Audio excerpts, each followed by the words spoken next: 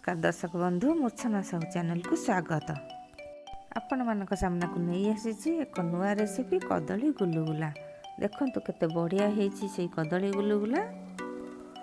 ये कदली गुलुगुला पई कोन कोन दरकार सब मु आज एठी कहि नेबी आगो को।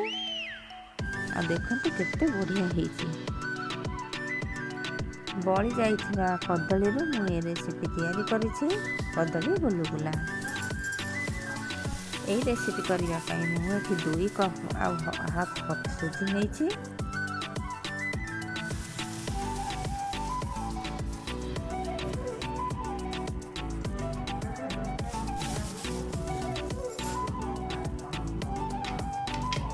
ଏଠି ସୁଜି ନେଲି, ନଡ଼ିଆ 1 କପ୍ ନେଇଛି, ଚିନି ହାଫ୍ କପ୍ ନେଇଛି, ଆଉ ପାନ ମହୁରି ରଖିଛି ଛୋଟ ଚାମଚରେ 1 ଚାମଚ, ଆଉ କଳା ଜିରା ହାଫ୍ ଚାମଚ,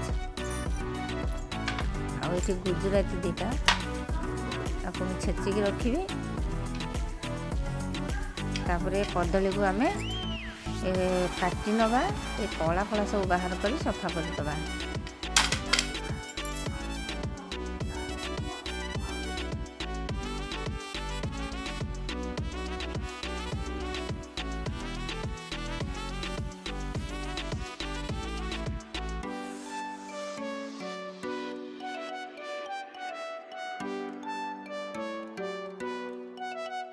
कदली रू एबे मु चोपा सब बाहर कर देली, आ से कला अंश गुड़ा सब छुरी रे काटिकी सफा कर दबा।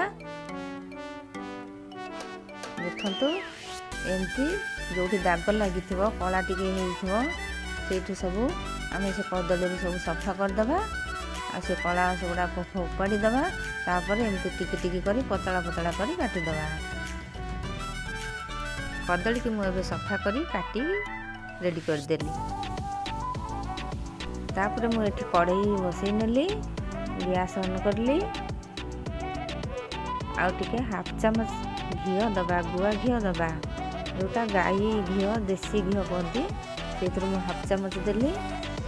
आउ से कदली कटा को एथरे पकेइकी टिके टिके खरड़ी लगा, जेमिति पूरा मेल्ट हो जिवो कदली।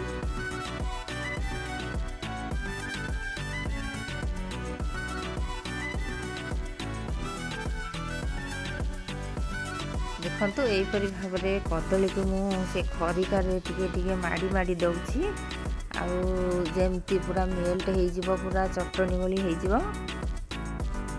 भल भाव में ताकू मिसई देबी से कदली जेमती मेल्ट हो जिवो। एपरी भाव में खरिकार ताकू मेल्ट कर देले से पूरा पेस्ट भली हो जिवो।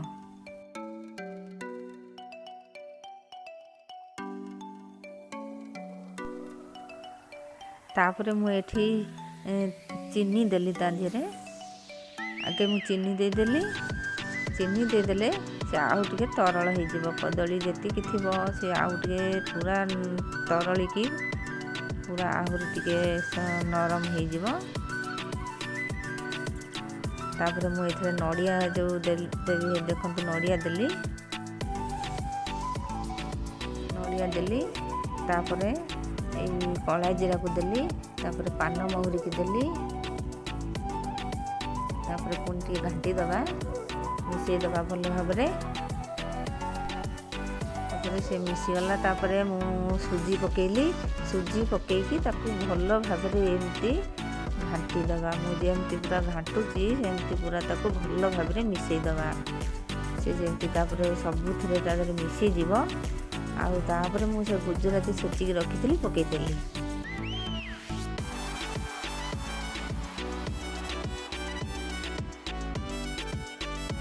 आउ टिके भल भाव में मिसई दबा, जेमती सब पूरा मिसिकी जेमती भल जंतुआणी भलिया हो जिवो, से भलिया आमे ताकू घाटिबा।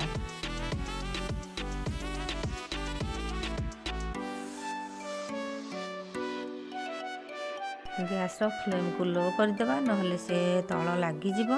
तल लागी गले पोड़ी पोड़ी जिवो, आ भल हबनी।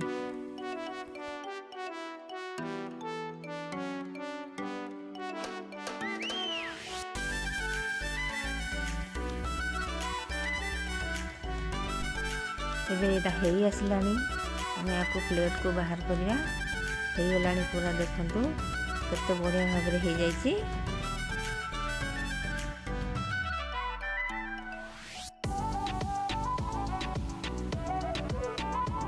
ଏବେ ସେ କଦଳୀ ଆଉ ସୁଜି ସବୁ ମିଶି ଯାଇଛି, ଦେଖନ୍ତୁ ସବୁ ଭଲ ଭାବରେ ମିଶି ଯାଇଛି।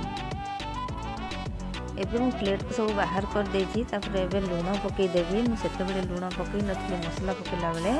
ଏବେ ମୁଁ ଲୁଣ ପକାଇକି ତାକୁ ଭଲ ଭାବରେ ଚକଟି ଦେବି, ଭଲ ଭାବରେ ମିଶାଇ ଦେବି। ଆଉ ମିଶାଇ ସାରିକି ତାକୁ ହାତରେ ଗୋଲ ଗୋଲ କରି ଗୁଳା କରିକି ରଖିବି। ସବୁ ତେଲ ଟିକେ ମାରିବି ହାତରେ, ତେଲ ନ ମାରିଲେ ହାତରେ ଲାଗିଯିବ। ହାତରେ ମୁଁ ତେଲ ମାରିକି ଟିକେ ମୁଁ ସବୁ ତାକୁ ମିଶାଇ ଦେବି। ତାପରେ ତାକୁ ହାତରେ ଗୋଟି ଗୋଟି କରି ଗୁଳା ଗୁଳା କରି ରଖିବି।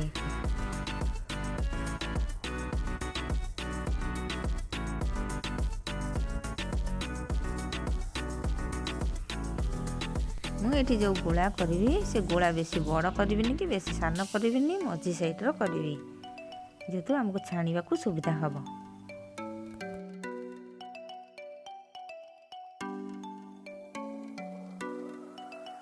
ଦେଖନ୍ତୁ ମୁଁ କେମିତି ଗୁଳା କରୁଛି। ଏଇପରି ସବୁ ଗୁଳା ଗୁଳା କରି ସବୁ ତାକୁ ଗୋଲ ଗୋଲ କରି ସବୁ ରଖିଦେବି। ତାପରେ ତାକୁ ଛାଣିବି।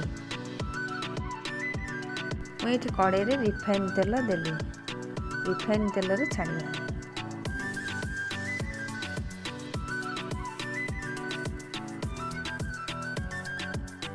ତେଲ ତାତିଛି କି ନାହିଁ, ଛୋଟ ଗୁଳା ଗୋଟେ ପକେଇକି ଟିକେ ଦେଖିବା। ଏବେ ତାତିନି ଭଲ କି, ଆଉ ଟିକେ ତାତିଲେ ସେ ହବ।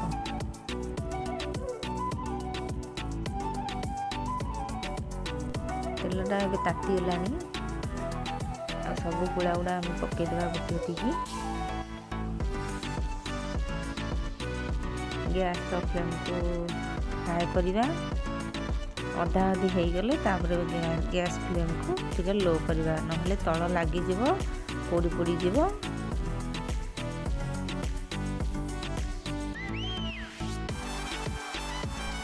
ଏଇଭଳି ଭାବେ ଆମେ ଏପଟ ସେପଟ କରି ନଉଟେଇବା, ନହେଲେ ସେ ଲାଗିଯିବ ତଳେ। ଯେହେତୁ କଦଳୀରେ ହେଇଛି, ସେ ଟିକେ ବୁଡ଼ିଲା ଟାଇପ୍ର ହେଉଛି। ଆମେ ଏମିତି ତାକୁ ନଉଟେଇବା, ନଉଟେଇଲେ ସେ ବହୁତ ଭଲ ଭାବରେ ହେଇଯିବ। ଏବେ ତ ହେଇ ଆସିଲାଣି। ଟିକେ ଗ୍ୟାସ୍ର ଫ୍ଲେମ୍କୁ ଲୋ କରିଦେଲି, ଯେହେତୁ ସେ ପୋଡ଼ିଯିବନି, ଆଉ ଭଲ କି ଭିତର ହେଇଯିବ। ଦେଖନ୍ତୁ ଏବେ ହେଇଗଲାଣି। ଆମେ ୟାକୁ ଏବେ ବାହାର କରିବା। ଏବେ ରେଡ଼ି ହେଇଯାଇଛି କଦଳୀ ଗୁଲୁଗୁଲା। ଦେଖନ୍ତୁ କେତେ ବଢ଼ିଆ ଭାବରେ ହେଇଯାଇଛି। ମୁଁ ପ୍ଲେଟ୍କୁ ଦେଖେଇ ଦେଉଛି। ଉପର ପୁରା ଫସ୍ଫସ୍ ଲାଗିବ, ଆଉ ଭିତର ପୁରା ନରମ। କେତେ ବଢ଼ିଆ ହେଇଛି ଦେଖନ୍ତୁ। ମୁଁ ଭାଙ୍ଗିକି ଦେଖେଇଦେଲି। ଭିଡ଼ିଓଟି ଭଲ ଲାଗିଥିଲେ ସେୟାର କରନ୍ତୁ ଆଉ କମେଣ୍ଟ କରନ୍ତୁ। ଏହିପରି ନୂଆ ନୂଆ ରେସିପି ଦେଖିବା ପାଇଁ ମୋ ଚ୍ୟାନେଲକୁ ସବସ୍କ୍ରାଇବ୍ କରନ୍ତୁ।